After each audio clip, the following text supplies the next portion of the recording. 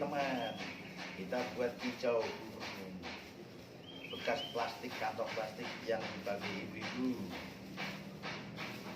Nah, ini bekas kantong plastik belanja.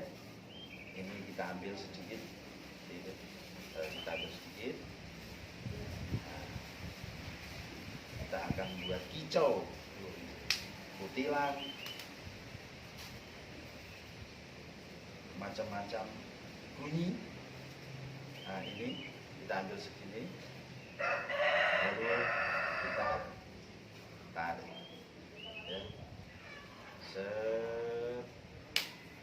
Nah, ini sampai tipis.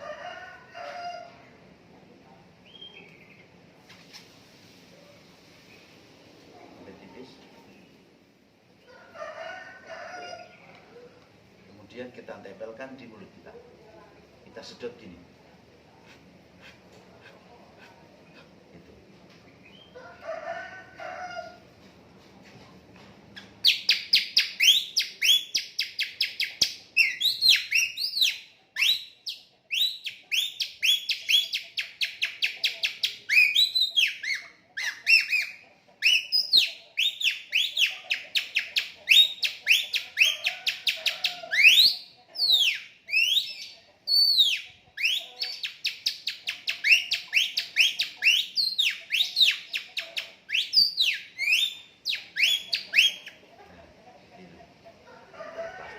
Kantong bekas bisa bunyi. Selamat mencoba teman, ya. Oke, terima kasih.